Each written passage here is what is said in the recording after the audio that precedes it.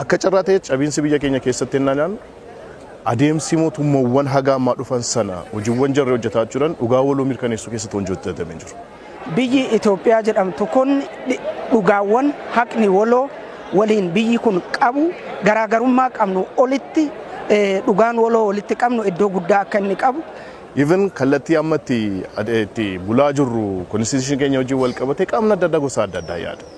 So isa riiraas goone dhugaa waloon sun kallattii adda addaatiin itti mirkanaa'e rakkoon tokkoon keenya dhugaa jiru akkaataa itti ilaalama keenya sirreeffannee kana bu'uura godhatee ijaarsa biyyaa geggeeffamaa jiru kana karaa guutuu ta'een dhugoomsuudhaaf hojiiwwan gurguddaan heera biyyaa irratti akka waliigalaatitti hojii waliigala qabnu irratti seenaa biyyi kun qabdu irratti tokkoon isaa realitii qabaachuu danda'a dhugaa qabaachuu danda'a faaktii adda addaa qabaachuu danda'a garuu dhugaa waloo dhugummaa isaa kan mirkanaa'e the truthful jedhamu sana immoo kallattii adda addaatiin nullee foddaawwan wantoota qaama adda addaa itti ilaalu sana sirreeffannee yoo deemneen ala biyyi kun sadarkaatti bittinnaa'uu dandeessu. Biyyi kun adeemsa badhaadhina hunda galeessa ta'e mirkaneessuu danda'u keessatti dhiibbaan itti uumuu danda'u bal'aa waan ta'eedhaaf.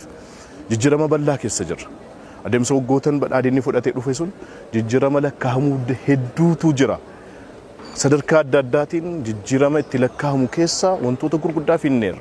Isa kallattii adda addaatiin itti fufsiisnee deemuu keessatti naareeshinii garagaraa bifa garagaraatiin biyya kana keessa ture gara sirriitti fiduu fi dhugaa waloo qabnu irratti biyya tana karaa guutuu ta'een ijaaruuf ceesisuudhaaf sochii jalqabame. Dhugaa waloo yoo mirkaneessaa hin deemne kan waliin yoo gochaa hin deemne ilaalamni keenya wal fakkaataa ta'e yoo hin deemne ala gamanaaf gamasitti yaadne yoo deemne tokkoffaan badhaadhina hunda galeessaa sana mirkaneessuu hin dandeenyu akkuma biyyaatti biyya ta'anii illee itti fufuu hin dandeenyu bittinnaa'uun qaama adda addaatti harka galuun qaamni barbaaduuf dhiibbaa adda addaa nutti uumuu danda'u sana immoo biyya keenya keessatti dhufee bittinneessuu danda'a ilaalama jedhu sana.